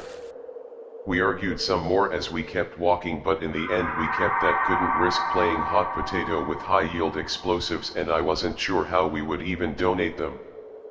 And push came to shove. "See you at the main charge."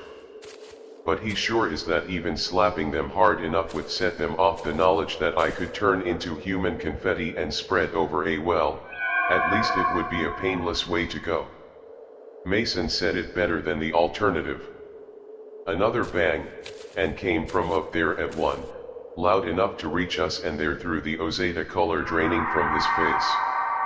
Without another word he broke out into a friend. Well, not exactly more of a while period. How much further we're? Nearly there, and nearly there we were, as the cave started widening again. The only problem was that the monsters really upon us, the slabs of deformed hands and feet on the flashlights. But they approached fast. I'm like us, they know the place, and they also did not bombs to babysitter to worry about. Well, I guess this is as far as I'll go. Mason said, "Don't keep me waiting," and we split up a selfie. When I rushed Dad, it didn't take long for gunshots to erupt behind us in each of all that to fire it. If I like a, ripped it straight through my heart. I like the gun. Okay, I'm allowed to, but it didn't last for long. A more powerful thing and follow the shockwave rippled through the air and check the camera, play entrance if Mason collapsed it or save. The ceilings kept rising in the wall, spread up further apart until they weren't divisible anymore. After the chaos behind to send it and the world is settled down, we could do the monsters that, scratching at something in it, loud thoughts and thumbs. Mason did a collapse the cave, but they were clearing the blockage to reach us. He bought us some time, Uranus fingers over it and broke off a sharp piece that cut his palm. Obsidian, let's follow it. We did so, heading towards the middle of the cavern. As the obsidian vein grew thicker, before long we left the flash behind entirely, stepping onto these shiny field of volcanic glass. This is wrong. It's not native to this place. Feel sad. No volcanoes for 100 seconds around here.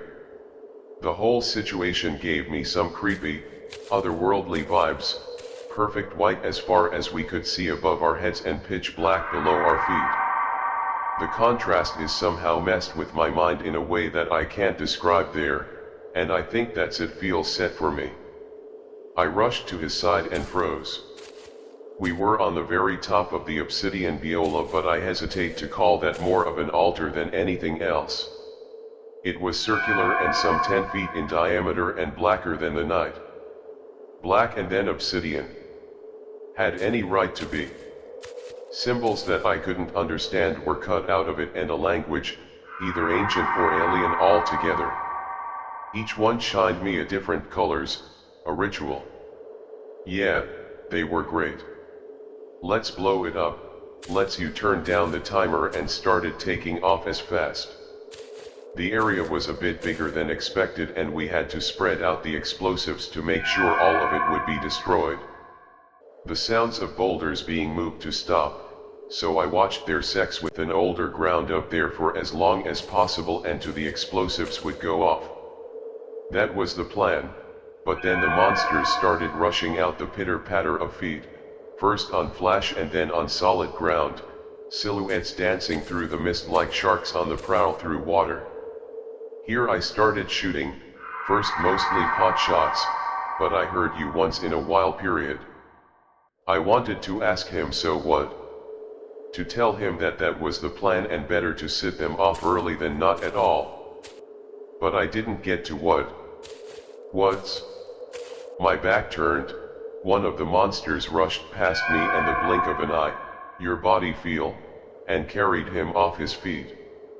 The vast was off and the rest of the explosives I dropped to the ground. So I hold my breath as I watched them in slow motion. I honestly did that to be my last breath. But they didn't go off. No bangs. Other bangs did come now, along with it feels screams in the distance. As he fought off the monsters, Jack, shoot the explosives. I raise my rifle and into them. But I couldn't ready as I thought myself. The survival instinct overpowered me, with my fingers shaking on the trigger, filled to the brim with her gratitude, Rihanna Monsters Pile video. Until the screen stopped and I ran away from the altar, away from the timer and no particular direction except away. When they followed me, I shot at them and down them until the rifle clicked as the clip it emptied. I reloaded on the move and ran fast, the first into the cavern wall, and then I shot some more. But I couldn't keep it up forever. They would overwhelm me. No, remind me to put the faith of God in me. The timer ran out and the explosives went off, hard enough to burst my eardrums and defamatory this day, hard enough to dissipate the best, hard enough to turn the altar into a crater. I put my hands up to protect my face from the heat wave, but it burned through the jumpsuit. But still I survived all of that, and I guess God is a twisted sense of humor. There is a drop like flies all around me, writhing in agony as they died in the whole world, and I waited for a while, simply exist in a breathing as they tried to come to terms with what had happened and the role that I played in it. I should have died with the others, but here I was, leaving the flesh beneath me started to wither away, turning into a disgusting mulch. I got up, so I had my rifle, along with the explosives that the old gave me and a few clips of umlaut, so I would put them to good use and couldn't go back the way I came and they destroy me. But I can maybe find one of the blocked off exits that the old mentioned in clearance. So that's what I did. I searched through the dark for it felt like days and getting further and further away until I found a slab of concrete instead of all the explosive play do the job, and, with my hearing already compromised and I didn't even have to worry about it, and blew a hole through the blockade and into the desert surface, and I came out some 5 miles away from the prison, and the middle of the night they likely had the bang, but by the time they mobilized and came to look for me and I was long gone. And that's what I've been doing since then, keep it on the move and staying on the run, trying to remain on one step ahead at all times, not sure why. There's nothing left for me out here. They did a great job of scrubbing my existence for the records, and I can't rely on anyone either. What little family I have left is better off without me, and I had a few friends, but none of which were close enough to give a crap about me. So yeah, I'm not sure why I even decided to share all of this. It's not a play for help or wanting of sore heads more, just me screaming my sorrows into the void, theories and the nightmares of fog-filled caves lined with human faces. But keep your heads up. Maybe we'll cross paths again someday. The one thing that I learned from all of this is that you never know what the world will throw at you, about for better or worse.